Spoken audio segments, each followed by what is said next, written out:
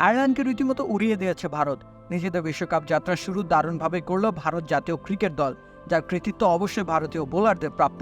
মাত্র 96 রানে আটকে দিয়েছে তারা আইরিশ ব্যাটারদের। এত স্বল্প রানে জয় পাওয়া কখনোই ছিল না ভারতের জন্য দুষ্কর। তাই তো আয়ারল্যান্ডের বিপক্ষে নিজেদের টানা জয়ের রেকর্ড অক্ষুণ্ণ রাখল রোহিত শর্মার দল। আইরিশদের বিপক্ষে 2009 থেকে এখন অবধি টানা 8 জয়ের দেখা পেয়েছে ভারত। এটাই অবশ্য ভারতের এখন পর্যন্ত সর্বোচ্চ ধারাবাহিক জয় পাওয়ার রেকর্ড।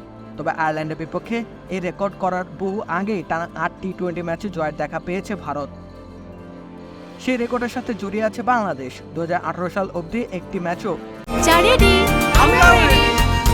চা মানে লাইফটা ভরপুর, চা মানে ইস্পাহানি মির্জাপুর। বাংলাদেশ জিততে পারেনি ভারতের বিপক্ষে।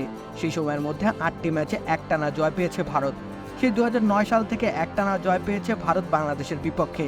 2019 সালে গিয়ে বদলেছে দৃশ্যপট। 2019 সালের দিল্লিতে ভারতের বিপক্ষে 3 রানের জয় তুলে সেই রেকর্ডের পথ চলাকে থামিয়ে দেয় বাংলাদেশ।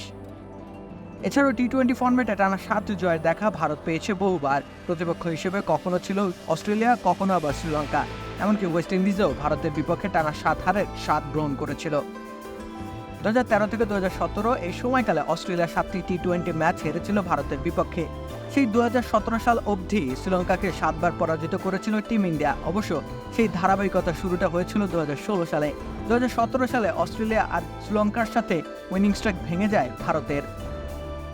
এরপর আবার নব উদ্যমে নতুন করে ধারাবাহিকভাবে জয় পাওয়ার নেশায় মত্ত হয়ে ওঠে ভারত। সে দফা বেছে নিয়েছিল ওয়েস্ট ইন্ডিজকে। 2018 থেকে 19 এই সময়কালে ক্যারিবিয়ানদের টানা 7 বার হারিয়েছিল ভারত।